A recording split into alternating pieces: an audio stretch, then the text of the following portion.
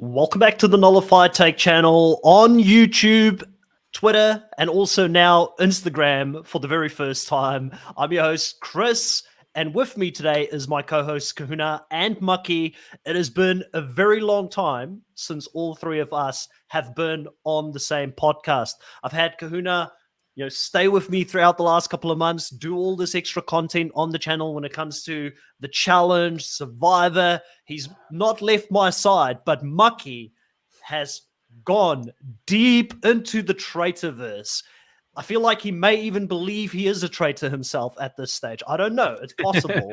And he's covered so many of the Traitor shows that it wouldn't have felt right not to bring Mucky on board after covering Traitors Australia, Traitors New Zealand, and also Traitors Canada. So, Mucky, welcome back to the podcast. It's been a while since we've been able to do this. How are you doing? I'm doing so good. And yeah, I miss podcasting with you, Chris. It's been a while since I've had someone, roast everything I do and say. So I'm really excited to see what you bring into tonight's podcast. I believe I don't have to do anything. You roast yourself half of the time when you're on the podcast, to be honest. So I'm just going to play like Dan in this situation and sit back and let it play out, basically, Bucky. And I'll play like the peppermint, I'll bring all the drama, bring all the heat, and we'll just see what happens. Yeah. It sounds about right to me. Kahuna, how you doing? It's been a couple of days since the last time that we've been on a podcast together talking about the challenge. What is it like watching a completely different show? I'm dragging you with me onto all of these shows. You can't get rid of me. I mean, this is the perfect show. Like we did Traitors Australia, and I love the format. I loved season 1 of US, but to have a show where you've got like knowing that we do the challenge and we do Survivor, to have Parvati and Sandra and then Bananas and CT and Trishelle, it's a pretty big deal, like as far as those two shows and the representation goes. And as far as representation goes, I'm just happy to be, I don't know if you guys noticed this, but it really feels like we're wearing a uniform tonight. We came color coordinated. We came color coordinated. I was going to say, Kahuna, the challenge fans are not going to let you slide with that whole Trishelle comment that you made there. I know that they're going to come into the comment section, and one of them is already here, Lovable Nikki, very early in the morning over where Lovable Nikki is at. I believe it might be like 4 or 5 a.m. in the morning. Welcome to the live stream. You're up. You know what they say, the early bird catches the worm, and she has gotten all three of us here on the live this morning.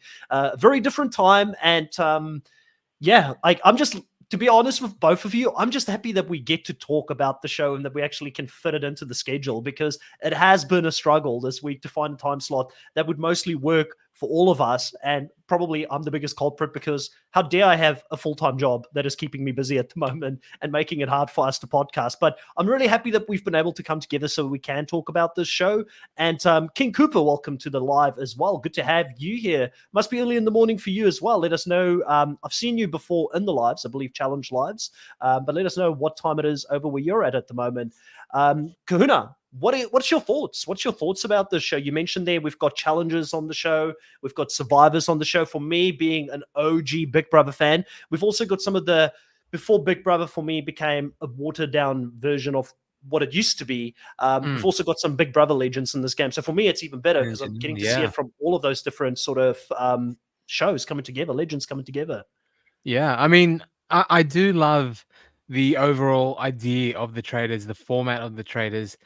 And we do know that as well that it struggles with, there are flaws in the format. There's things that make it hard, but I think when a show can overcome some of those flaws with casting, with production, with all the things that make a TV show great. I think this is kind of doing that. I do love the show, and this season as well. I think they're kind of. I feel like it's gotten a bit bigger. Like the production value on the challenges 100%. seems so much like more grandiose and scale. What's his name? Who's the Alan Cumming? Alan. He's just turning it up to 11, which is it can be a little bit cringe. He's a lot. I'm Give still me Roger. all the cringe. Roger over Alan. Roger's the best one of all the international flavors, I think. But Alan's turning it up. Like he's just. Wait until you see Traitors New Zealand. Wait until you see Traitors New Zealand. I saw the first episode. I was like, "Who's this bloke?" Like, no. Yeah, Paul Henry is an icon in New Zealand. All right, with a lot of controversy, but that's why we love him. Yeah. Okay. Moving on from Paul. I'm in so far. I love the season. I was disappointed in the first outing because I thought he'd have such a good run. He's such perfect TV. But I mean, so far the characters are stupendous. And even though I don't have the background, like you said, with Dan and Janelle from Big Brother, I can already see them being phenomenal characters. And even the ones that I don't like or have no idea of, Phaedra is phenomenal. Bergie is like a stereotypical script written like nerd that should not be on TV, but he's a real person. It's so feel like perfect. You just like I'm loving Mucky it. there. I feel like you just described Mucky there. No, I was going to say, you gave us a lot in that little synopsis of the show so far and what you're loving, and we'll try and dive into a lot of this. King Cooper saying 2 a.m. A bartender just got off work late. Well, happy to have you here. Happy to entertain you straight after your work shift. I know that sometimes when you go home, you just want to sit back and relax, and hopefully we can dive into a couple of great topics here on the challenge. Lovable Nikki said, "Don't do this, Kahuna. Alan is a gem." Kahuna's got sometimes. Alan Cumming. Listen, Lovable he's Nikki. Nightcrawler and Eli Gold. Eli Gold from the Good Verse, Good Wife, and Good Fight. I love Alan Cumming. I'm never gonna but. He's throwing fastballs. He's throwing his hard, whoa. No, I'm going to say, Lovable Nikki, Kahuna has got Deontay-like reads when it comes to characters sometimes on reality TV. We both know it, but that's why I love bringing him in sometimes so that I can just go back and forth with him in his, sparring. It's probably literally the only thing I would have in common with Deontay Wilder. Yeah, no, but listen, I do love Alan. I totally agree with Lovable Nikki. I think he's amazing as a host. I love the little exchange between him and Bananas in the beginning where Bananas is like, how does it feel being the second best dressed person on the show? It's such a Bananas thing to do. And I remember when Bananas went home, I'm going to stay with you for a little bit here, Kuna, because you actually know who he is. And we could definitely get Mucky to also add what he thinks about Bananas. But, I feel like the producers must have been thinking to themselves, damn it. This is the one person we don't want to lose in the first episode, because Bananas is so used to being on reality TV. He's done so many crossover shows now as well. There's one guy who almost acts like an extra producer on the show to create drama and fun moments. And even how they went to him to explain the first mission when they were out on the water, it just felt very challenge-like. He's so natural at giving those confessionals and narrating the story, basically. Yeah, he was the narrator of the first episode. And I think they kind of, obviously in the edit, knowing that what was the outcome, I think they tried to get as much juice out of him as they could, because they did. He was a very big character early on, probably knowing that he was going to go, but he is made for TV. He's great at TV. And yeah, Alan going, back off, bitch. It's so good. And he has that repartee. He can do that with people, you know what I mean? And not make it come across as mean-spirited or whatever, but they just have, he can do that with people. He's awesome at it.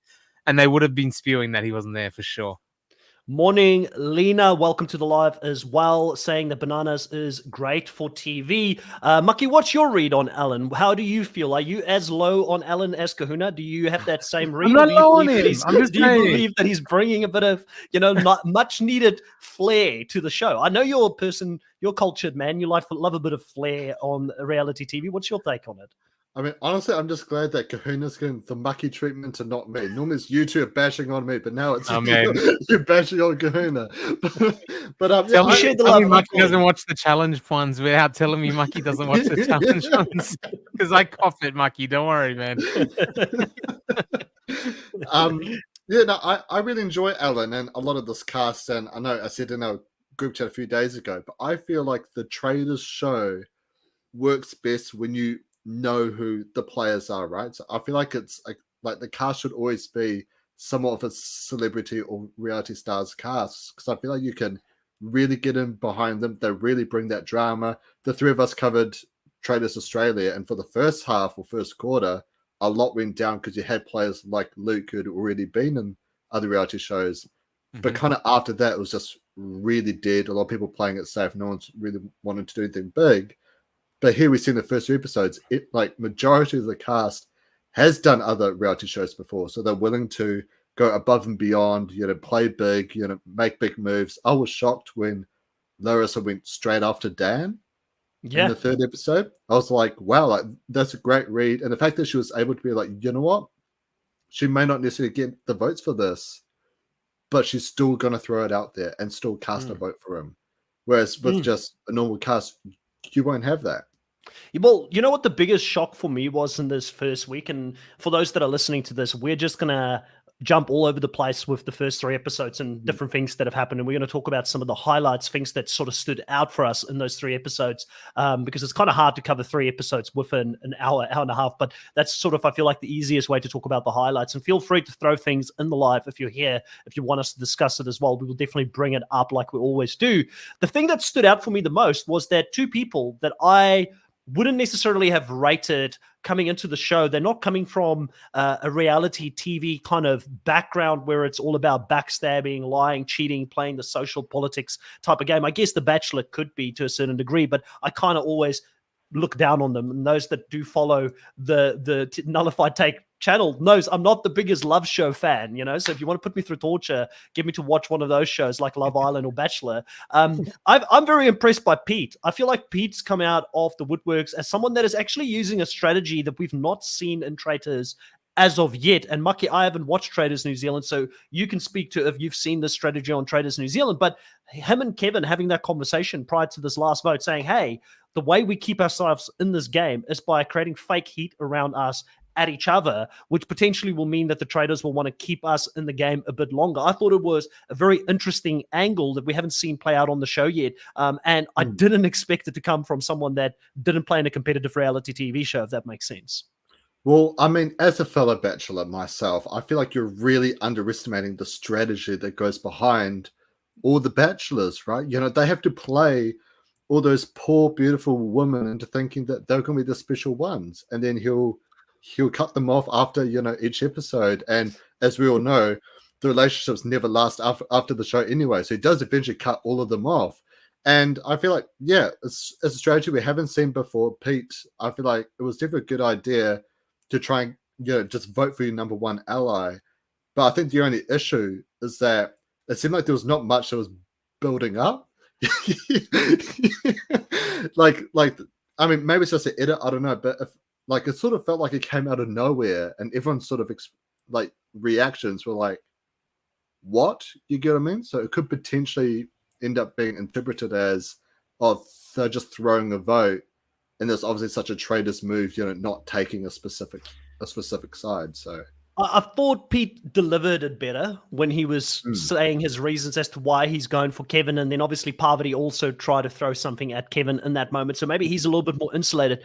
Kevin's one, his reasoning sounded very strange. Like it almost felt like a non-reason. And I don't think he delivered it as well as Pete. I just want to say that those poor girls on The Bachelor, they signed a contract that means that they have to be there for the long run. I don't feel like they can just bail halfway through and they're like, oh, this guy's an absolute idiot. They're getting paid some good money to be there. So I feel like The Bachelor, if there's ever a reality TV show where they manufacture moments, it's probably on that show, instead of some of the shows that we've seen in the competitive realm. But obviously, like I said, Banana's great player, great character. Sad to see him go in that first episode. It was funny to see him and CT as 2 of the best players to ever play on I think any kind of reality TV. To see them again, Kahuna, back on the same show again was quite interesting, and to see the reunion between a CT and a Trishelle. Are you familiar with that history between CT and Trishelle? It sounds like it was something that happened in the early seasons, when my memory is a bit hazy on some of those early seasons, as I'm still catching up on Challenge, I guess, early seasons, the law, yeah. Look, I'm in my 40s, Chris. Memories not what it used to be. It used to be a steel trap. Now it's all rusty, and there's a lot of seasons of reality TV shoved in there.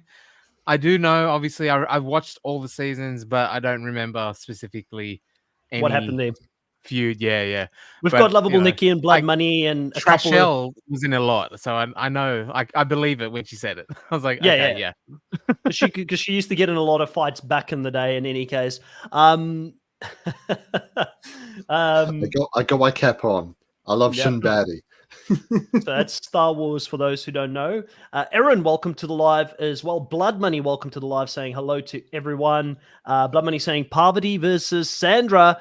Ding, ding, ding, ding, ding. So, yep, that's another heavyweight. Obviously, we spoke about Parvati and Sandra both coming back this season. I feel like the show's they've hinted at a potential, of Parvati and Sandra both claiming to be the queen or wanting to be the queen of Survivor, and now they get another opportunity to go after each other here. But it's such a different game, Mucky. Like, depending on who comes out on top on this season, does it really tell us anything about them and their legacy in Survivor? Will it actually affect the fans' opinions? Like, if Parvati, who's now a traitor, does end up taking Sandra out of the game, how much will this elevate Parvati above Sandra in your mind when it comes to Survivor and their legacy on that show? Yeah, I think if she's like a traitor and she, eliminates Sandra, or if she, eliminates Sandra while she's training Sandra's faithful, it's not on equal footing, right? I feel like you would have to make Sandra a traitor, so then they're both fully aware that each other are traitors, and then they go at each other.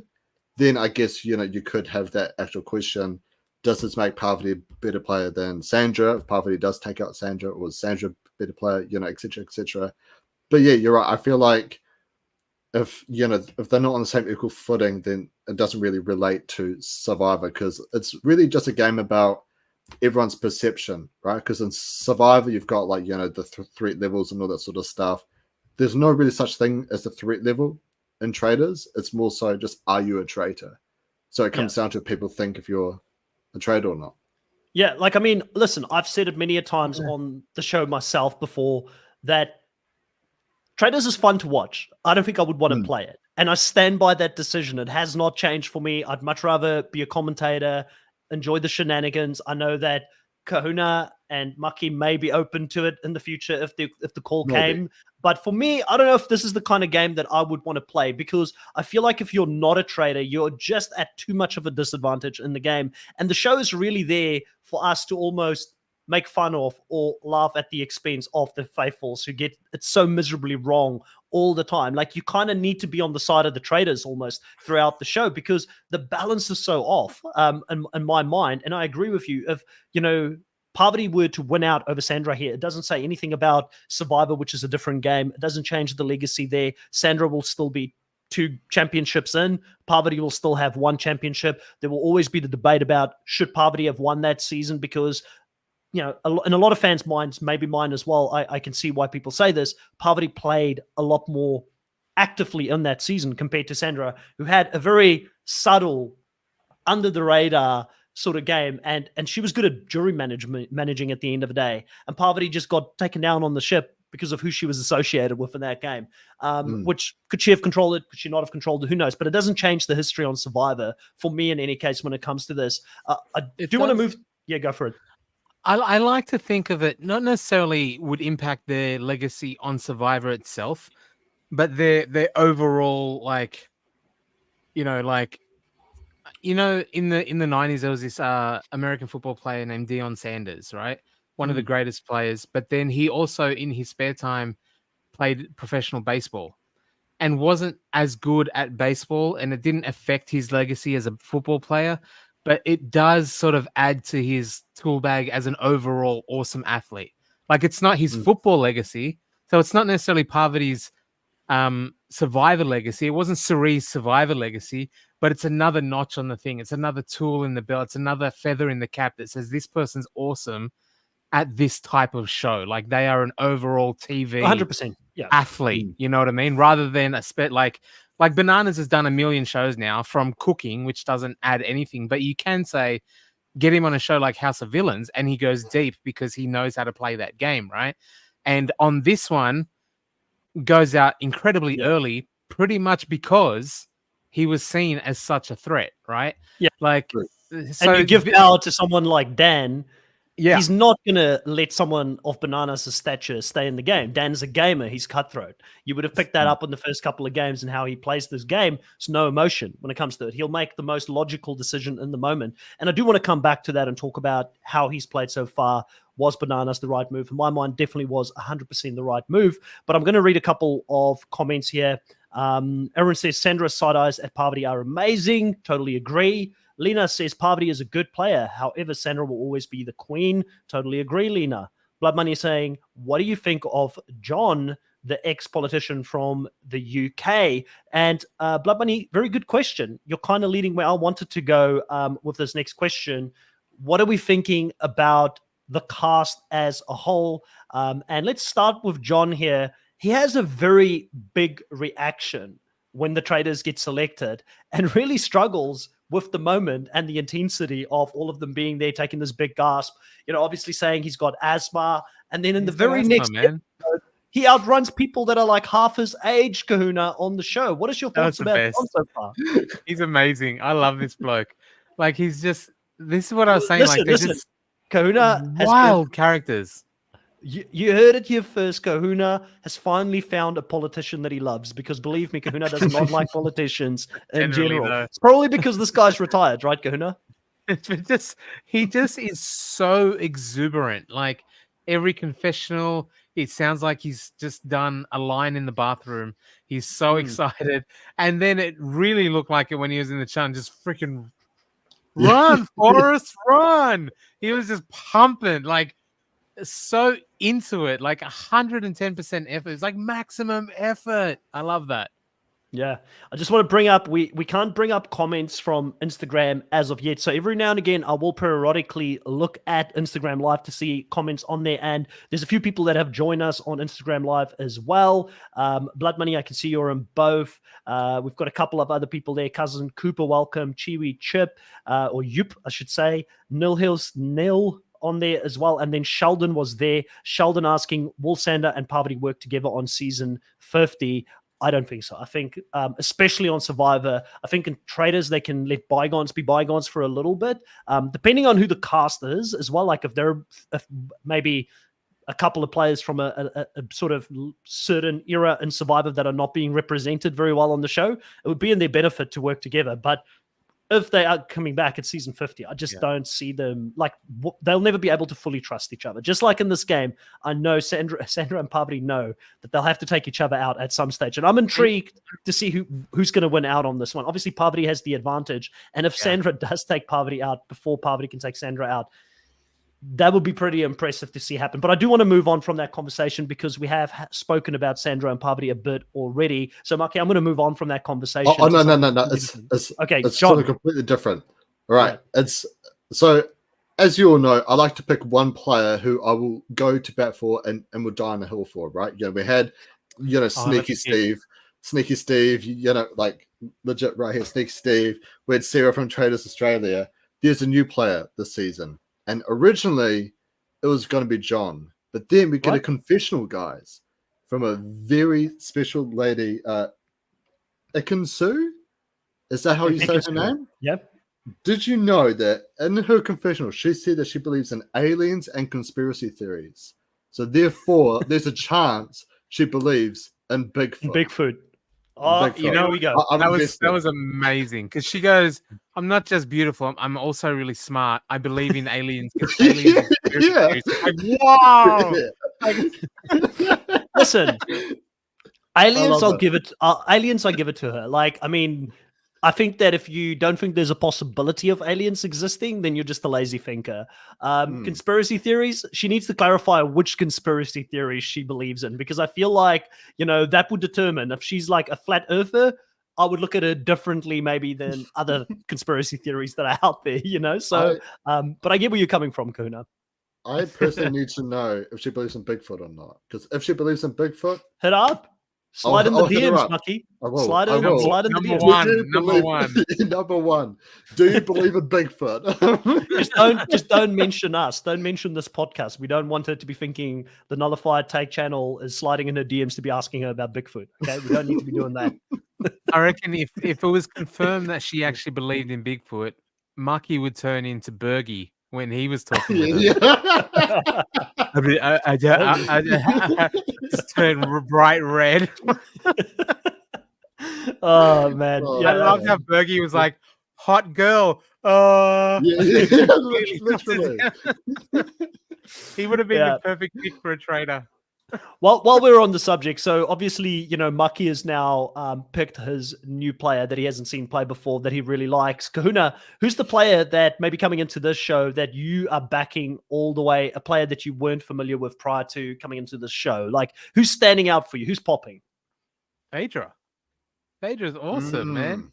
Yes, I love it. Like, I think it's almost like a meta reverse switch thing where it's like she's not from the background of competition reality, so you think she's not going to be good at it, but because she's not going to be good at it, she's so good at it and blends in and no one suspects her, and she can kind of just stand back and watch and then make a little quippy comments, which I love every single one of them. So like she's a fun character.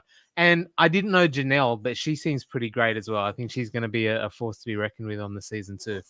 Yeah, listen, Janelle is a force to be reckoned with, and she's someone that does not hold back. I think we'll talk about her a little bit later on when we talk about those shield grabs and things like that. She's won more shields than anybody else. In fact, let's talk about it. She's won 2 shields so far, and she's playing really aggressive. Mucky, in your mind, smart move, dumb move? Are you thinking that this is going to play off for her in the long run where people are going to think she definitely isn't a traitor? Because why is she sort of risking her game to this level where she's pushing for shields every single time? How do you think this plays out in the long run? Because some players may look at that as saying, oh, she's being very selfish in these daily challenges or the missions. Yeah, it's simply a thing where it's like, if this was an all newbie cast, they'll be trying to banish it, right? But it's because there's an all-star cast, and everyone coming into this has got a reputation, has got a background, right? Like everyone's kind of aware. None of them know it though. None of them know each other's backgrounds. It seems. True. Yeah. There was. Was it one? Was it with Kevin where someone was like, "Oh yeah, that's bananas. He's been on the." He's like, yeah. He's like, is that? He's like, oh, what's the challenge? What challenge? What challenge?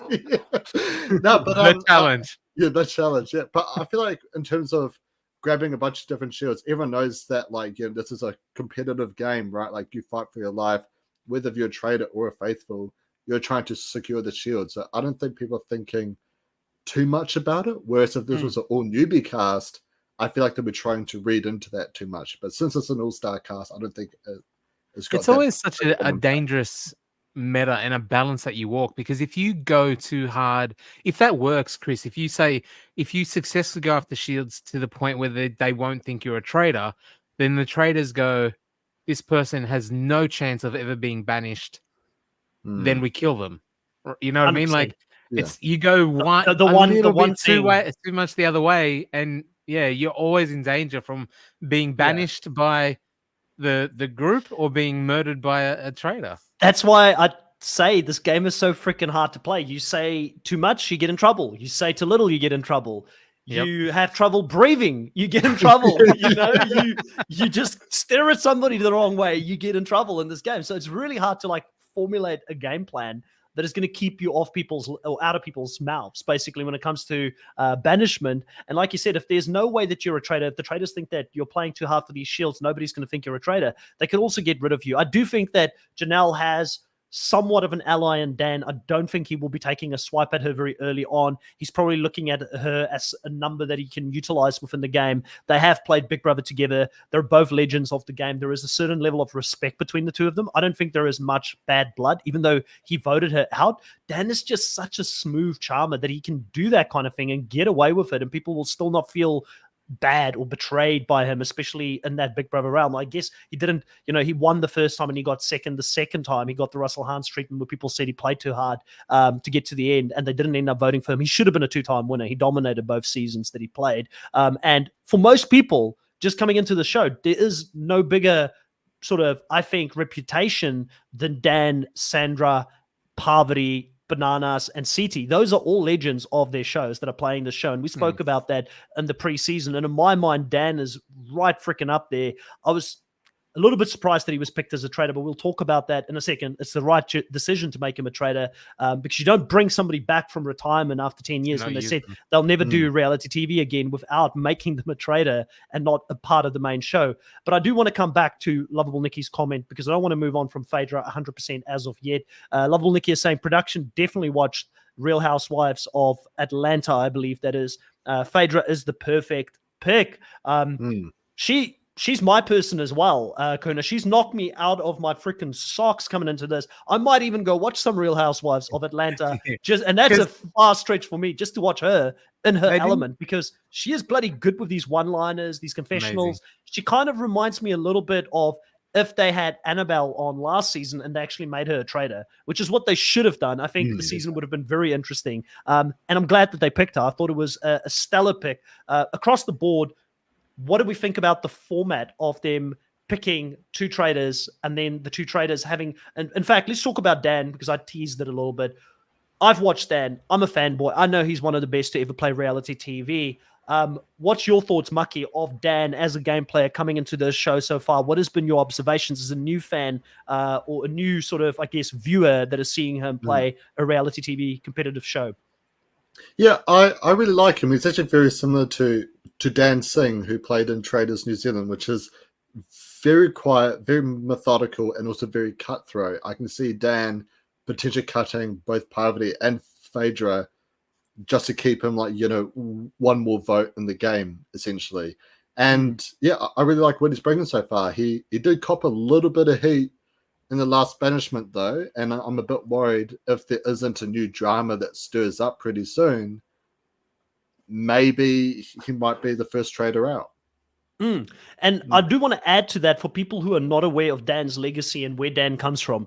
He is notorious for not having had smooth rides in both of the seasons that he got to the end, and for people trying to get him out of the house, and all signs show to him being the next person out of the house and then finding a way to stay in the game because of his strategic mind. He's an out-of-the-box kind of thinker, and I do believe, Mucky, you are hitting the nail on the head. If he can throw a Parvati or a Phaedra under the bus so that he can look like more of a traitor hunter rather than somebody that is the traitor, I think he would do it. I think it's going to be very hard for him to win this game because anybody that knows his legacy would know that he is capable enough of being an excellent traitor. And I'm kind of shocked that more people haven't caught on to it, even episode 1. Janelle, for instance, I'm surprised that she's not noticing that he's always been reserved. He's always been calm in his approach, but I'm surprised she's not noticing that he's really not all that much involved in the strategy talk. I feel like she should be able to see the difference because she's played the game with him before. She's been in alliances with him before. She must notice differences surely from one game to the other and how he's approaching this at this stage.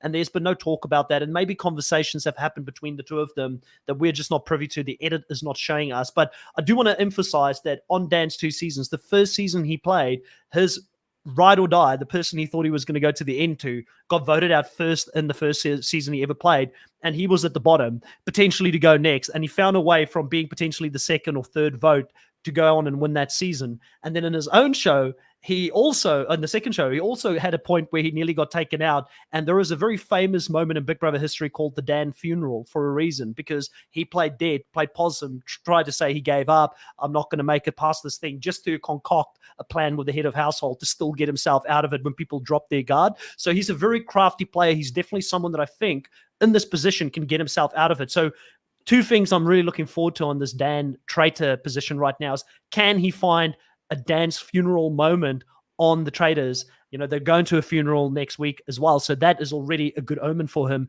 Can he find a way to get out of that position? And then secondly, him choosing to have Parvati there next to him gives us a very tantalizing opportunity to see two of the best, one of the best from Survivor versus arguably the best from Big Brother going head to head. And who will try and cut each other first? I think that's going to be very intriguing to watch as well. Kahuna, thoughts on Dan as a pick for Traitors or anything that I've just mentioned there? What's your observation so far?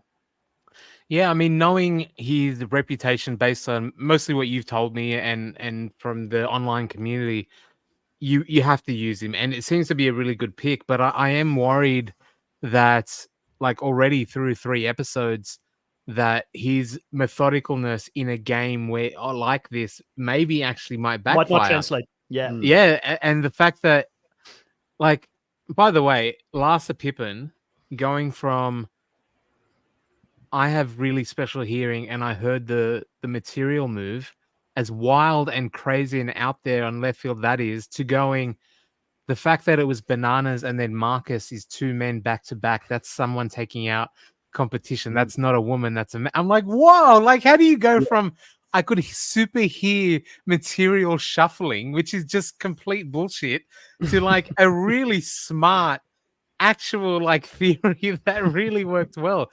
So I'm worried that Dan, thinking it through, is maybe leaving a little bit too many hints, because in a game like this where there's nothing to go off, him actually being smart gives people something to go off. It's almost like you have to be completely randomized and not think about it at all in order for it to not be picked up, because there's just nothing to go off of. And when you said he can work his way out of it, when they're in a game where like Peppermint ended up going out for like playing along with the joke about, you know, if I'm dead, I know you're the traitor, ha ha. And people going, they looked funny. John's breathing funny. I thought you didn't have an asthma. What's going on? Where there's nothing to latch onto. There's no actual evidence. Something like that, I feel like, is even harder to claw your way out of. But also at the same time, in a game like this, we see it be so completely random that they might even forget Dan was even a thing like next episode, because someone else coughed and they're now the main suspect or whatever, you know? Well, all I got to say, though, Kahuna, is that, you know, you can make fun of, you know, Larsa Pippen for a hearing thing. The Parvati was made a traitor. So technically... You heard the future. Yeah, she heard the future. She had that sixth sense. I was gonna say that, you know, we've got a comment about that as well in the Instagram live that we've got.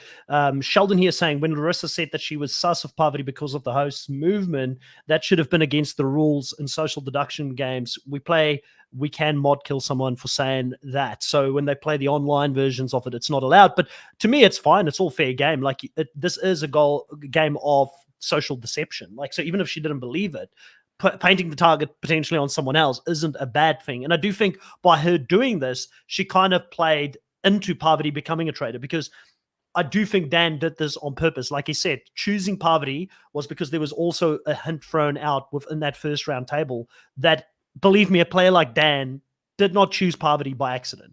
He chose it because he knew there's a seed there. There's something I can exploit later on if I need to get the heat off myself. So, you know, I was at first very surprised that he wanted to play with Parvati and maybe didn't bring in like someone like a Janelle, who's a very close friend, or a friend from Big Brother at least. Sounded like they haven't spoken in a while, so I don't know how close they really are, but they don't have bad blood. So that's someone he's worked with before, that he could have easily hijacked all the votes within the Traitor Tower, because it would have been 2 against 1. And he is a man that does the numbers. So it could have been a very easy move to do that. But he chose to go in a different direction here, and he pulled someone like Parvati. And Parvati's got a reputation as someone that is cutthroat. The Black Widow, someone that is strategic. Kahuna, were you shocked that Dan sort of leaned in that direction? What was your thoughts initially when we do see Parvati becoming a traitor in this game?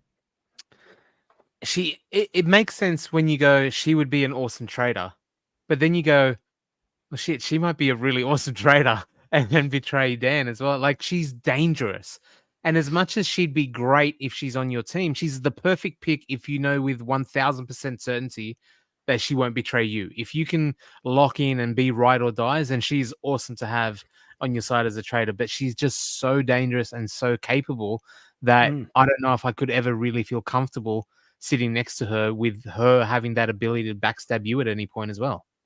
Yeah, to me personally, when it comes, this is one thing that I didn't understand. I still think the move to bring Parvati in, even if you know that there was a seed planted at the beginning by who is it, Larissa at the beginning that said, or Lassa, who said at the beginning that, you know, she heard the host's material move or something when they walk past Parvati, and therefore I think that Parvati is potentially a traitor.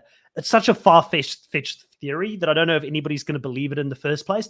And then secondly, I feel like if you're a traitor, Mucky, you want people with you in the traitor tower that you can manipulate and control to a certain degree, or that you know would be bad at being a traitor. Wouldn't you rather want someone to dig their own grave? Because you know you can replace people if they do end up going home, and you can help build your own credibility by being a traitor hunter in the process as well, Mucky. So I feel like it could come back to bite him in the butt. I don't know if I'm fully on board with this move from Dan to choose Parvati to be one of the traitors. Well, I've actually got something that might blow both of your minds away. Well, that would be a first. So yeah. So, you know, as the trader specialist, right, who has watched all the traders and stuff and podcasted about it here, I have noticed that there's always a trend every trader selection group, that there's always a reality TV star who's known for being strategic, who is selected, if not two of them or one of them, as the main three, right? So you had you had Dan for this one, you had Ash, Traitors Australia, you had, you know, Lauren and Matt Heath, Lauren Dancing with the Stars, Matt Heath, you know, radio broadcaster, and in New Zealand, Cody and Serene. Last season, Cody and Serene, and the Canadian one, they had Mike, who was a professional magician, and Kuzi, who's also a Big Brother Canadian player. So I think, I mean, I'm not sure if this is intentional or not, you know, from Dan, but what you could potentially do is, like, you have Parvati, who is very well known for her, you know, like the Black Widow Brigade, her strategy being cutthroat, is that you could almost throw her under the bus in a weird way and be like, oh, okay, that was the reality star strategic player, like, who was the, like, OG trader. Okay, now that is gone. And so then it kind of opens the field up a bit more. If that sort of makes sense. I definitely can see where you're coming from with that, and definitely think that at least it gives him ammunition that he can use. And like I said, I would be shocked, Lovable Nikki. I hear what you're saying. He's saying Dan is playing weird. He might meet Cody's fate. Cody, for some other reason, emotionally couldn't handle the game. Like, he actually had a problem with taking people out, betraying them, lying to them, which is weird because he's done Big Brother twice and should be in the conversation, in my mind, for one of the top 5 players for Big Brother, because he's gone to the end twice, similar to Dan. He's won once and he got second once. Sorry. So I don't know why Cody struggled with the game as much. I don't think Dan is going to struggle with that, but Dan is used to playing an under-the-radar game, but I've seen him switch his game up mid-game. So I think he's got it in him to shift gears and go on the offensive when backed into a corner. And I would be severely disappointed if he goes out of this game without a fight. And I think that both of you are right. He's probably going to take a stab at someone like a Parvati in the game, even though they're working very closely together at the moment and they're finding a commonality and a common ground to work from. I think it's a matter of time. These two players will not be there at the end. I just don't see it. My money at this stage is on Phaedra to win the whole thing if she can continue to play the game cool, calm, and collected, because she doesn't have that reputation. She comes from a show where people won't expect it. She's fun to be around. Like, if she continues to play the game how she started it, clearly by this first 3 episodes, Phaedra has been the best of the traders so far, and it's been interesting to play out. I do want to read a few more of the comments here. Lovable Nicky is saying, I think Janelle knows Dan is a trader. It's possible. And in some ways, it could also be beneficial not to out Dan immediately, because if he's a trader and she can pick up on it and she can pretend to really be on board with him, it could get her deep in the game. You only need to take the traders out towards the end of the game, unless you get under threat of going home yourself. There is a strategic play to just hang in there until the end when you're closer to the end, because if you start taking shots too early, you can also sometimes bring heat to your own game as well. Lena's also saying, I think Janelle knows. She's just not saying anything. JG is saying, it's crazy to see CT say, I don't know what's going on, because CT normally is in control of the challenge. He's normally in control of the social strategic game. But this is a game where I think it's showing that if you're not a trader, even someone of CT's caliber in this game, Kahuna, can be found out and can be found lacking, because the Traitors just has so much power in the game. Well, I mean, you know, that's the whole basis of the game, right? Like, it's based off Werewolf or Mafiosa, or Mafia is the original game that it's based off. And that game was specifically designed to show how powerful an informed minority can be inside an uninformed majority. Like, that was the purpose of it, to represent and illustrate how powerful, like, the informed can be. And it's the distinct advantage is there, and that's what it's based on. Yeah, it's absolutely more difficult. So that's kind of why I'm a little bit disappointed with CT, not CT himself, but I was really looking forward to see what someone like CT and Bananas working together could actually run in a show. Like we talk about on the challenge. Sorry to divert to the challenge, but on the challenge, a show where veterans can run riot over less experienced players. Imagine on a show where sometimes. It's on autopilot, like completely walk over. Imagine a show where they're like not even in competition game mode at all. Like they're from Real Housewives, and they're like Dancing with the Stars, and we've seen 12 Dates of Christmas be a really great show for stuff like the challenge, but like on the Traitors, like I was really looking forward to see what two people that are working together that can really work together and do it. And then even on the other side, Sandra and Parvati, I know we've finished it, but to have them broken up by being a traitor, they can't also, like, that informed minority, two people that can really work together and know what's going on, have an advantage over it. Can they break a game which is more advantageous to the Traitors? I was really fascinated to see, but I don't see the horse there to be able to do it now. Like, that will actually team up and be that smart together, I do agree. Lena here says Parvati has already taken a shot at Dan by writing the letter D on her chalkboard, then rubbing it out as she was voting for Max. Obviously, I do think that it's intentional in some ways, because I think she's trying to distance herself from Dan in a certain way. So I don't know if it's her taking a shot as of yet, but at least it's creating that illusion of, oh, she was considering it. She was like halfway there. So if Dan does get voted out at some point, she's got plausible deniability where she can say, well, I did actually think he was a traitor. So I think it's a smart move by Parvati, and she's playing chess when the rest of the players there are playing checkers at the moment. Danny is also saying, I made it to a live. Greetings from Austria. Danny, welcome to the live. It's good to have you in one of these for a change. Lovable Nicky is saying, Mucky, please, you're getting a little bit of the Kahuna treatment at the moment. But Pav knows what she can pivot, or Pav knows that she can pivot. Yeah, I agree. I can't remember what I said at that point, but I'm assuming it was taking a stab at Mucky for something about me. Yeah. It's when you said you're gonna blow our minds, and I was like, well, that would be a first. Yeah. Kings Cooper is saying Cody never really had to manipulate in Big Brother 16. Derek ran the strategy, and Big Brother 22, his alliance won 85% of the comps. That's true. No, I do know that in the first season he was just a very good challenger, and definitely he learned a lot from Derek. I do think that he played a really good game, and like, I know a lot of people don't agree with that. I do think he played a good game in Big Brother All-Stars to be able to win that game, and definitely had strength in numbers, but I think there was many a times where he could have lost power if he played it incorrectly. He was definitely one of the bigger threats, I think, coming into that season, especially from a winning competition standpoint. But I know that's not the popular belief out there, because he took out a lot of popular Big Brother players, so I feel like sometimes he gets a little bit of that steam because he took out some of the favorites as well. Lovable Nicky says, I think Cody had an issue because the regular people were not on an even playing field. Yeah, I think that, they came in a little bit not knowing what to expect, and this was their first time playing the game. And I just think Cody overall struggled. Like, if you listen to his podcast, the Winner's Circle with Derek, he spoke about it a lot. He said, like, he had to actually see after this show, he had to go see professional help, like from a psychiatrist, to like get his mind out of what he went through. Like, and that's from someone who's played a different show before. He said it really messed with him mentally, this game, compared to Big Brother, which he thought was a walk in the park when it comes to that. And I don't know what it is, because, I think in Big Brother, he did betray people sometimes and took people out, but I don't feel like he felt like it was as deceptive as the Traitors. The Traitors, he felt like it was like crossing a line in his mind. So, and I don't know why, like both of them, you backstab players, you have to vote them out. Lovable Nicky says, I see Phaedra winning as well. Alexa says, Dan is playing a really weird game. That's a good word for it. Also says, I was looking forward to see CT and Bananas play together. Yes, it was definitely a bummer to see Bananas go so early, but I do think it was the right move, even though I don't like it. It wasn't the right move for TV, but it was definitely the right move for taking out someone that could have been socially very strong in the house. Danny's saying, I love the cast. Lovable Nick saying, Kahuna, don't bring up that show. Bring up that 12 show. Days of Christmas. 12 Days of Christmas. Lovable Nicky saying we're not watching the Winner's Circle. That's fair enough. Fair enough. Each to their own, Lovable Nicky. I'm not going to force you to watch anything you don't want to watch.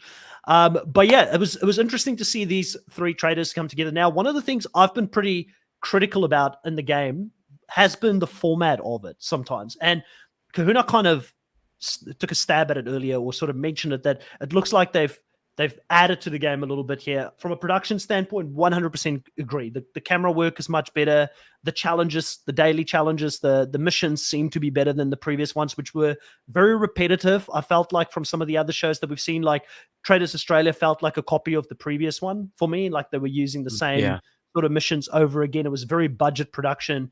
And I do feel like this has now been ramped up, and that Peacock is throwing a lot behind the show. I think that we will see Traitors USA season 3, and they're thinking that this is a franchise that they can really build, and I think that the budget has come with that. But more impressive than that has just been the differences that they're willing to throw into the game mechanically to keep us guessing a little bit more this season. So I want to talk a little bit about the daily missions, because to me, on the Traitors, on any of the franchises, it's always been the one part of the show that I've always tried to forward pass, because it was always, to me, it was kind of boring. I'm like, yeah, this is not the most interesting part. I'll forward pass the mission because there isn't much at stake except for the fact that they have to win money to get to their prize pot, which is whoopee. But they've now added the shield, Kuna, on every single one. Like, you now have that element where you can choose to go for safety or help the team. What do you think about the fact that the shield is now available on every single mission that they do? And do you think that the penalty for going for the shield is enough? Like, in my mind, I almost feel like you should be choosing between, do you help the team overall, or if you take the shield, at the point that you get the shield, you're out of the challenge. So you're really putting yourself ahead of the team. Do you feel like they should have gone that step further, or do we applaud them for making the missions a bit more interesting from that aspect at least? I'm glad for any twist or mechanism that makes it more difficult for the traders. And with the shield, it can potentially allow for up to 3 people to be safe. So it makes them harder to choose who to murder. So that's good in that effect. I don't mind that. But there's no disincentive at all. Like, you should be going for every shield that you possibly can, because no one's holding it against them. Like, you can't really hold it against them because, like, I don't know, like, there is no punishment in my mind. There's the 1 minute to 2 minute time that you're not helping the greater good, but then you just come back and then you just come back and help anyway. Socially, I don't think it has, like, say for example, it's an idol and survivor, right? It's not the same thing. That it's not going to come back to you as a vote. You don't get voted as a traitor because you went for the shield. So it doesn't have any social implications or strategy implications with the rest of the game. So it needs something it needs to cost more to make it worth going for. Yeah, I don't know how, but it needs to cost more. Yeah, so Lovable Nicky, the first time he explained it, that's what I thought was going to happen on that first mission that they did, but it ended up not being the case. So if we think about that first mission where they had to go and swim out to get these platforms together to build the puzzle, the people who got it was CT, obviously Janelle, and who is the boxer again? Deontay. Yeah, Deontay. Those 3 were the ones who got it in the first one. But as soon as they got that, they went back to help with the puzzle and complete it still. So they were still a part of the challenge throughout. So, I just feel like there's not enough of a cost. But I do applaud them, Mucky, for trying something different at least. And hopefully they'll continue to add to this. And we've already seen that as the show has continued on, a very interesting twist in the show. And I don't know if this has happened on Traitors New Zealand, but I love the poison chalice. I love the fact that they now have to go get this poison chalice in the library. How are they going to do it? Who are they going to give it to? The drama of it. They're trying to mix up the show. And another thing that I think I was very critical of is that the Traitors just don't have enough of a cost on them. Like, if they really play a good game, I feel like there's too much of an imbalance in power where they can almost sit back, even though it's not working for Dan this season. So it shows that might not be the right strategy. But this is now kind of forcing them to put themselves out on the limb. They're actually potentially going to incriminate themselves by giving this poisoned chalice to someone, they're going to be eliminated. If someone paid attention to it, there could be something to it that would end up being the downfall of even someone like Parvati, who has played a pretty good game, but she's the one who's taking all the risk here and trying to deliver it. Do you like this twist in the show? Do you think that, again, this shows that this production team is thinking about how we're going to get Traitors to the next level as a competitive reality TV show? Yeah, well, first of all, I'd just like to say thank goodness that we're not on there, Chris, because if I had that poison chalice, I'm telling you, hey, man, since I know you're an absolute gym bro, this is a protein shake, drink up. And I know you drink that bad boy down like I was. Yeah, chocolate milk, you're done. I'm done. Like, yo. No, but you got any more? Surely. No. No. Oh man, because I listen. I feel lovable Nikki on this one. Why is the chalice so old? Drinking out of that, it looks rusty. Yeah. It looks like you could get some rust poisoning from drinking out of it. So I don't know, man. Like even if you gave me protein and that thing, and I saw that rusty chalice, I don't know if I would have been drinking out of it. Yeah, but it is. I mean, I love that they're adding new twist to it because when did the first season of Traitors come out? Like 2022 or 2021?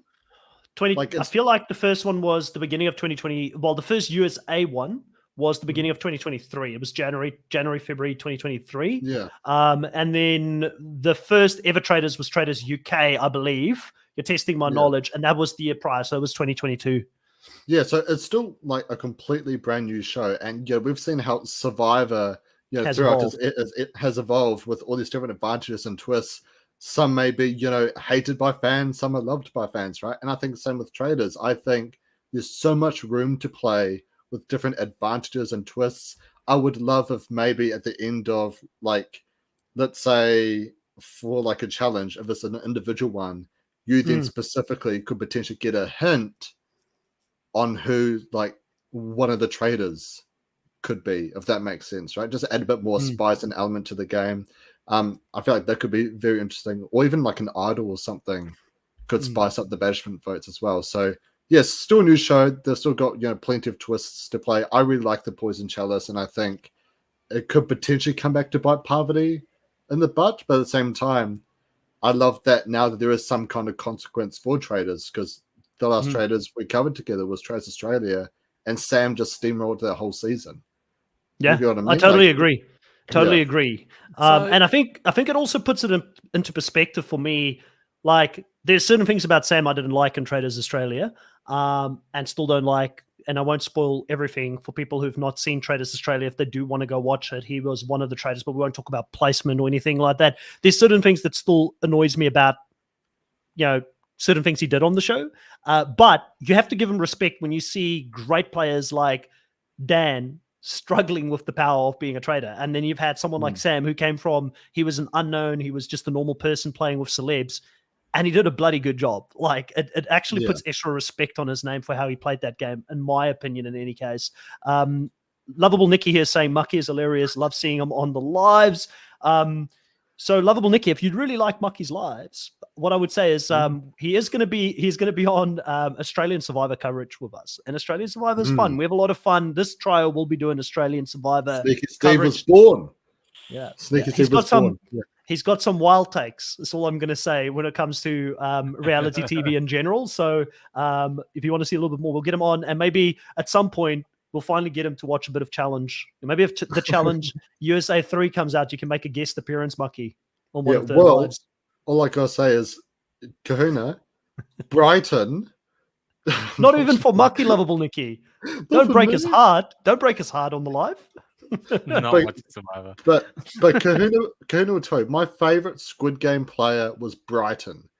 And he has said in an interview that he would come and play the challenge. So whenever Brighton from Squid Game's playing on the challenge, you two let me know, and I will watch that season.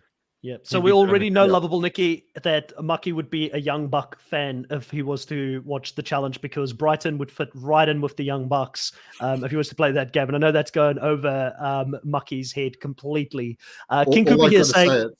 It's quite like the challenge, understanding it.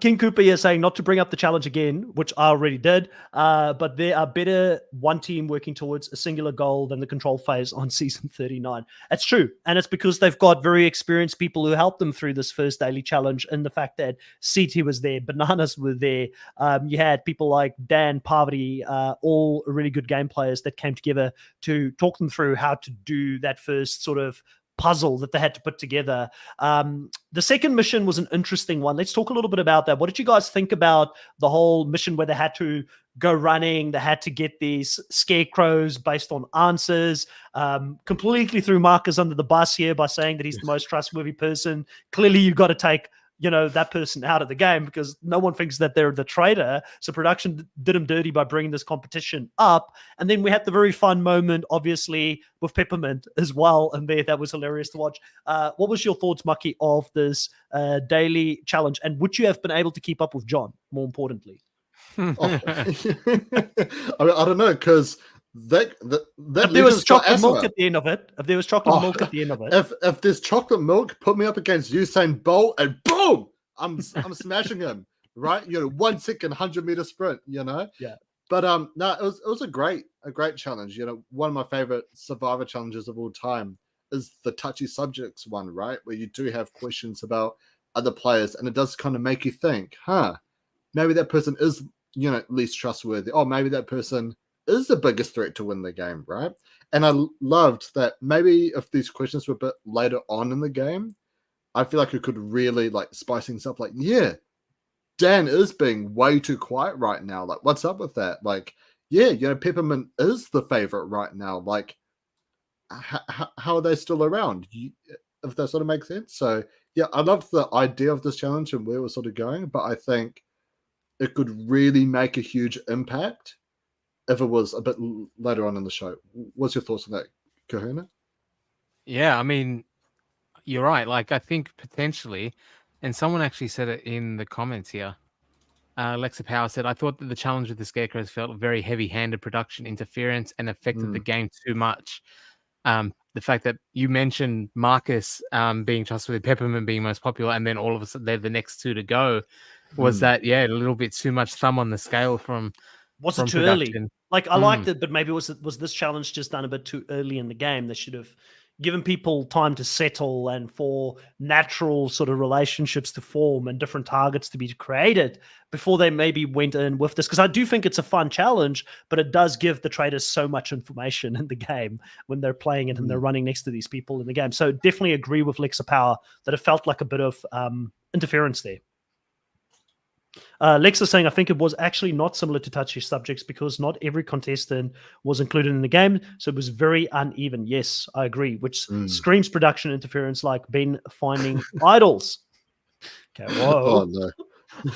Lex is saying, if every single contestant had a question about them, it would have been more fair, but the single out of a few individuals, I do agree. I think that, definitely it didn't help Peppermint and Marcus. I mean, the proof's in the pudding. They're both out of the game next.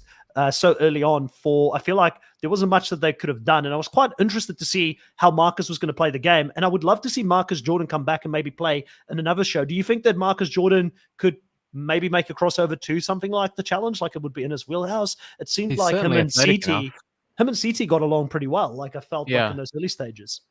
I mean, I'm thinking now back, the fact that both Marcus and Peppermint were gone coincided with them highlighted in the Scarecrow challenge, but Dan specifically was scared when Marcus called him out.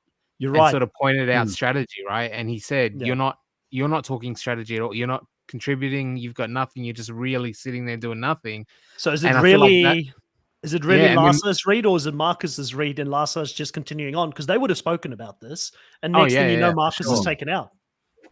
Yeah, and then Peppermint also wasn't murdered for being too popular or anything. She was banished because she had that spat with Trishelle and she stuffed up her words. Anything that you make any tiny mistake, there's so little information to latch onto that they'll latch onto anything. So when you literally say, I'm a traitor, when you slip like that, it's a pretty big deal. It's hard for them to let go when there's nothing else to get a hold of. So I don't know if maybe production didn't it just happened to coincide, but it also doesn't put them in a good light if it did have any impact at all, I guess.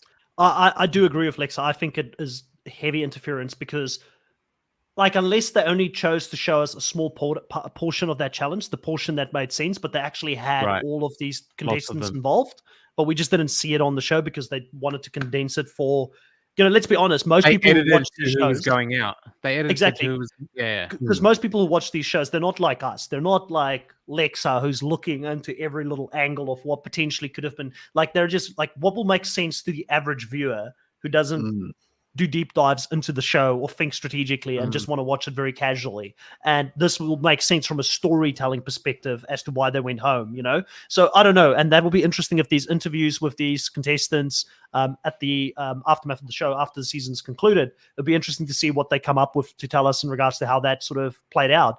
I do want to talk about the last mission as well, because the last mission, it seemed like when we came onto the live, there were a lot of people who were very high on it and thought that the last mission was a very good one. That's the one where they had to go to the graveyard, right? And they had all these different players that were, we can't really use the word on YouTube because we'll get demonetized, but taken out, put to sleep. Yeah, put to sleep. They were put to sleep in the previous, show. It was quite interesting to see the legacy of those players like Orion Lockie and, all these different players on there. And then also the players like a Bananas and things like that. I hope they continue to build on this legacy and the graveyard just gets bigger and bigger every season when they go there. And the challenge gets more audacious every time that they're out there. But I really enjoyed this. I enjoyed the fact that they had to go out there. They had these spotlights, smash through the graves, get, obviously there's different bags of money with a couple of them having shields in it as well. And then the most unlikely of all heroes, Mucky, was your man Bergie. Were you shocked to see him step up? Well, all I gotta say, right, is that when you're a young, good-looking chap like myself and like Bergie, you have a lot of very hidden talents, and I think he was just letting the game go. Like you have your dams, your powders, and your bananas taking the spotlight, but he's like, nah. This is my time to shine. So he stepped in when all of your challenge legends flopped out because they're not good at challenges, and he showed them how to do it. He showed them up on this challenge. Like I say, he is the challenge beast of the season, hands down. Yeah, I love that. Yes, CT went out early. Yeah. World champion Deontay Wilder gets caught in the spotlight, and he's just like the autistic kid spotting the pattern. He's just like, got it. It wasn't any athletic prowess at all. It's just, can I spot this pattern? Which is really interesting. Like, that's such a good challenge that it's not all about how fast you can run, but how smart you can be as well. I don't know. I feel like put a picture of where's Bergie? Let's have a look what Bergie looks like. Put a picture of the two next to each other to try and figure this thing out. Like, I feel like it's very close, to be honest. I'm looking at a picture right now. Let's get this up here. I mean, we do have a lot in common because of tell me the difference, Kahuna. Can you see the difference? We need to move them up. Can you see the difference? There you go. Put a hat on. Put a hat on him. Head off.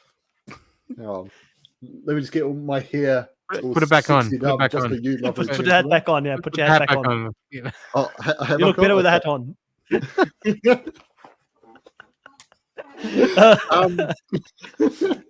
But I mean, put a picture of Ekansu up on screen and see if he melts. Like, if he can stop talking. I was going to say that we do have a lot in common. We do have a lot in common. If she came up to me and said she believed in Bigfoot, that's the first time. Let it be known. This is the first time on this podcast that Mucky is speechless and he can't say anything. So Kahuna, we have found his weakness. On Australian Survivor, this is going to be the new thing, right? This is going to be the new thing. If we have Mucky with his crazy takes on Australian Survivor, we will be bringing up Ekansu for him to just be quiet. And it would be an inside joke for those who've watched Traitors US. That's great. I love that you do improv class. You yes-ended that so well. Good job, man. Thank you. Danny's also saying twins. JGS is saying Mucky is that Epps MVP. You know it, baby. You know it. No, but it was amazing to see him. It was amazing to see him step up, figure out the whole sequence of how the spotlights work. and finally getting his own voice where people listen to him in the game. And I will say one thing, I've got a little bit of a hot take. I think Bergie's there until the end. I really do think, based on the edit that I've seen in the first 3 episodes, unless he's just a fallen angel, which I don't know if this show's got such a thing as a fallen angel, he's getting a lot of screen time very early on. And if you're playing this game, Kahuna, you want to take that guy to the end. You remember last season, there was this guy that I forgot his name in Australia. Sam's mate in Australia, who just absolutely got it wrong. He was clueless. Like, I feel like Bergie could fit into that role really well. Even though he had this redemption moment in the challenge, that guy wasn't too bad in the challenges either. I don't know if Bergie's going to be the person who's going to figure out the traitors. So I feel like he's someone that you'd want to keep. Yeah, he probably is a bit of a survivor version of Goat that you take to the end with you. I could see that for sure. Like, you don't feel any danger from him, right? Like, it's like when Bananas is voted out first because, you know, this guy could suss us out and find us. Bergie's at the opposite end of the spectrum. Like, if Dan was ranking them mentally as far as who's, you know, gonna figure it out, he's got Bergie pretty low down the list, I'd say. Let's stay on Ekinshu. Let's stay on Mucky's favorite person in the game. You know, obviously with her, she took some stabs here at Janelle in this challenge, because Janelle ended up getting the shield. She was there first, clearly, but she saw it happen differently. For some other reason, Janelle wasn't in front of her. Like, what's your read on this? Because you've got her as a favorite player, but do you actually think she's got longevity going after someone like Janelle, who clearly is pretty fierce in the game?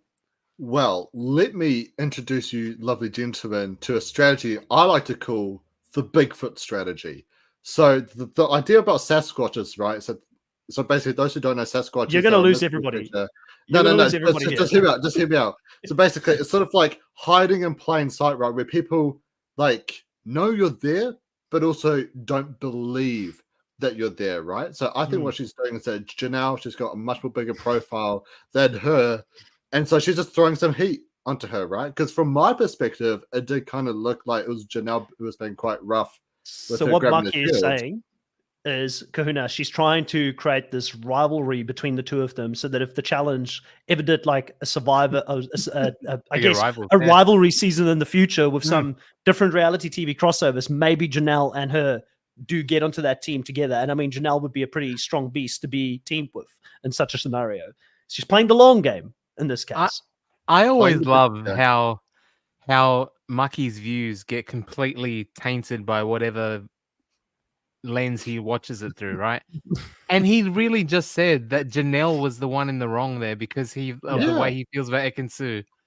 Janelle was there first. This is how we know. This is how we know. Was there first. This is how we know. Like, listen, Mucky. Was there first. The young lad, Mucky. The young lad Mucky. No, she actually was, though. No, she wasn't. What? No. Janelle was already leaning I in, looking down, and Ekin-Su came from behind. She wasn't. She was not down there first, mate. Like, Janelle was in front of her. Maybe my vision. She was so hyper-focused. Yeah, I was so hyper-focused. Janelle didn't even make it on his. He glazed over. He glazed over for a second.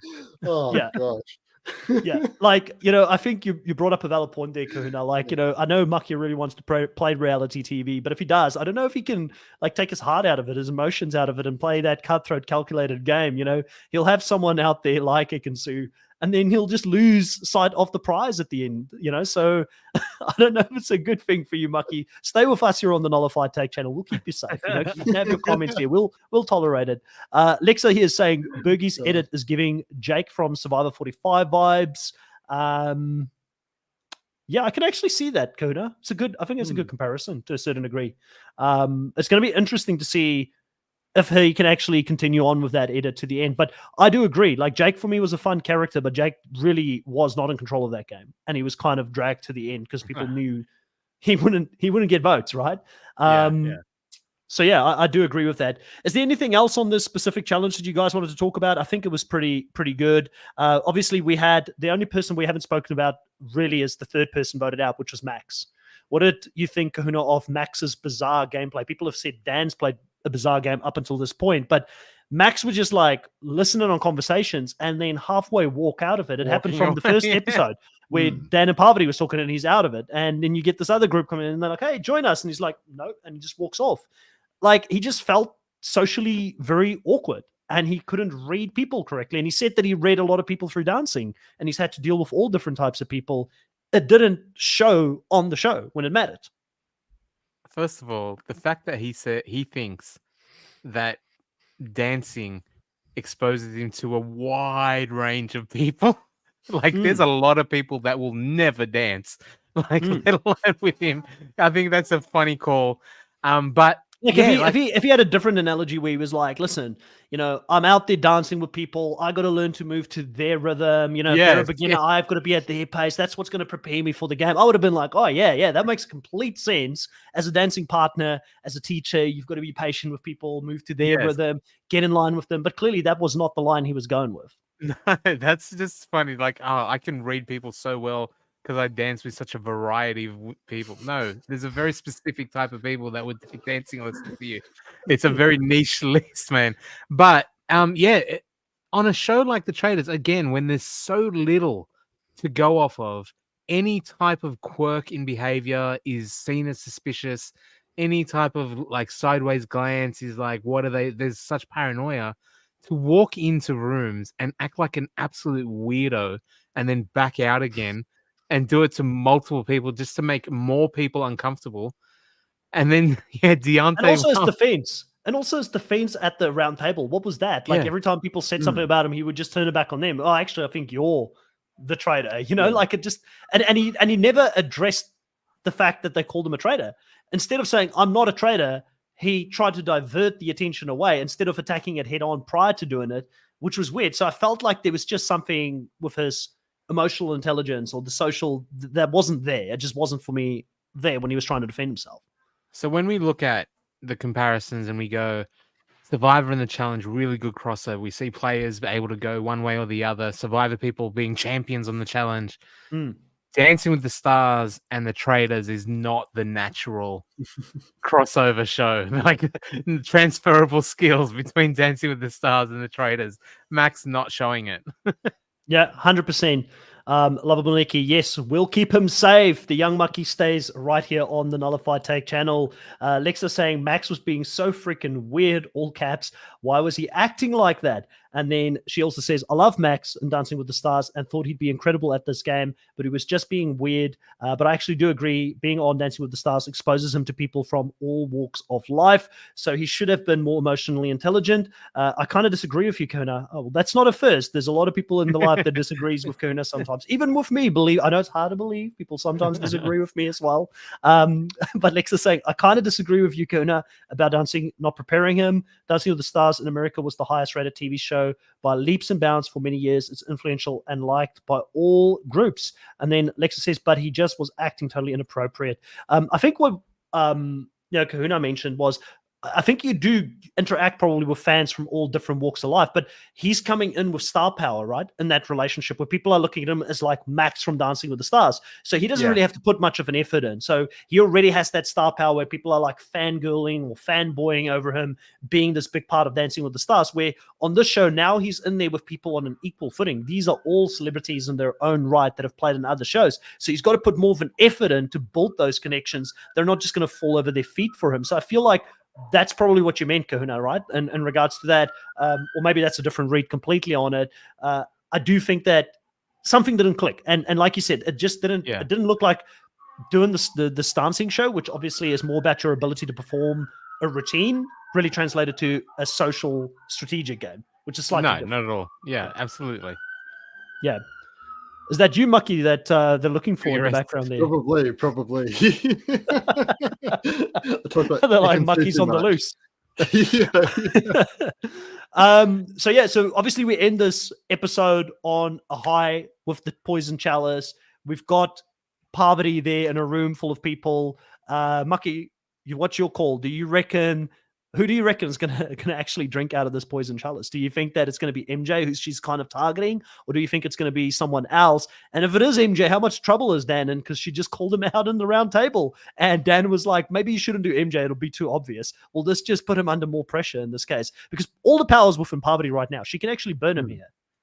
Well, I mean, it's that thing, right, where it's so obvious. And I think if it's normal, ordinary cast, they would look into it, but it's an all-star cast, so they know that the traders will be playing at the best level, so they know there'll be some kind of 3D chess. Maybe someone is trying to set Dan up in this scenario, so maybe they'll actually help Dan's game a wee bit. But we talked about how Bergie's just going to be, you know, like a goat drag to the end. I actually feel like this is like, if you're going to like look at someone who's going to actually drink out of this, it's going to be poor Bergie. Yeah, and that's probably him. Like, and it'd be you. You'd be drinking out of that chalice as well. Like, that's another thing you guys got in common. Yeah, the chalice looks like it's actually poison, right? Like, they didn't even put anything in it. They're gonna die just from drinking from it, like naturally. Lovely says, unfortunately, I think Bergie will drink out of the chalice. So if not good for your boy Bergie. If Parvati was like, "Hey Mucky," it's chucking like, "Yo, down." Like, if Parvati told you to drink out of that chalice, you'd be drinking anything out of it, even if you didn't like it. You'd still be drinking it. You're getting Parvati and Ikensu mixed up there, Chris. I'd be like, wait, is this the poison chalice? Oh, but you want me to drink it, Parvati? Okay. Yeah, why not? Why not? Lexa saying anyone who drinks out of that nasty chalice glass is actually insane.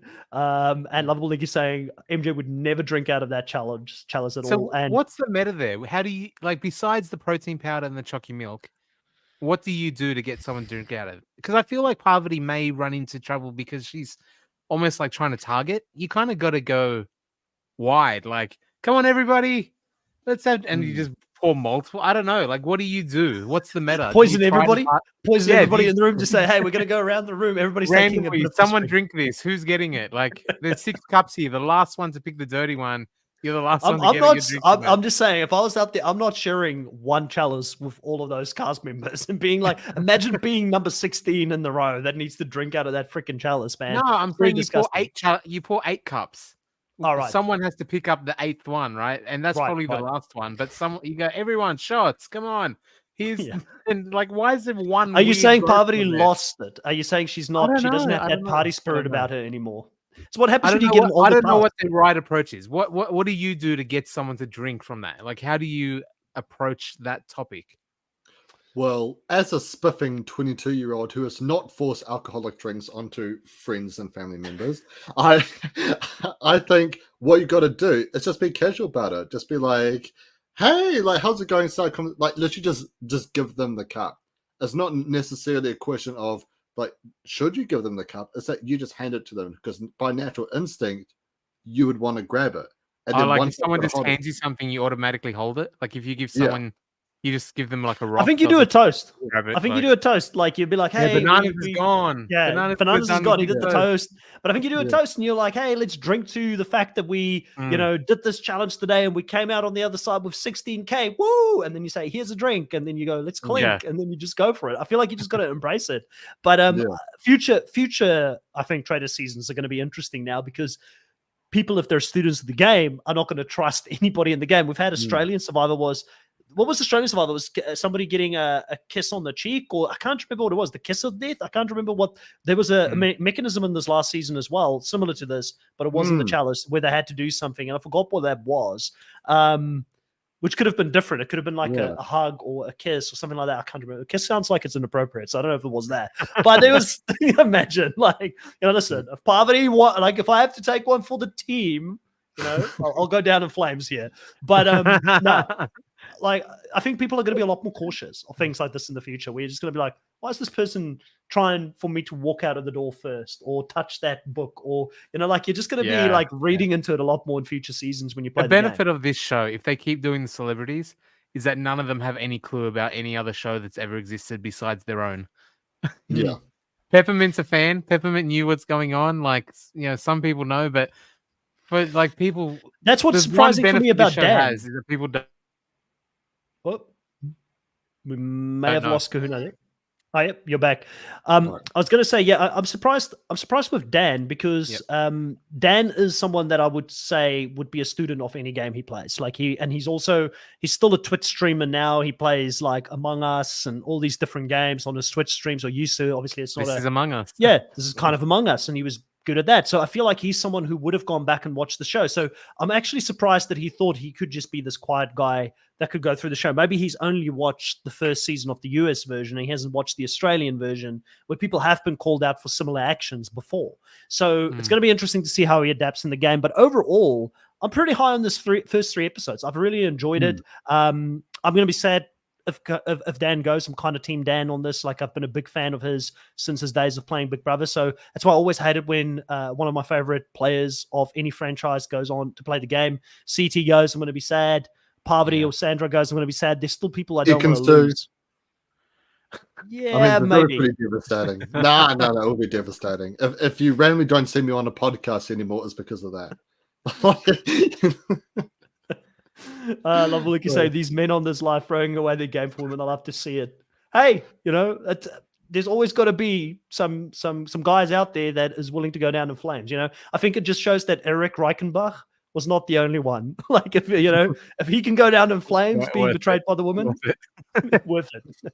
By the way, Mucky, Phaedra, Ekansu's your number one but I don't know, they didn't focus on it enough, but they really should have.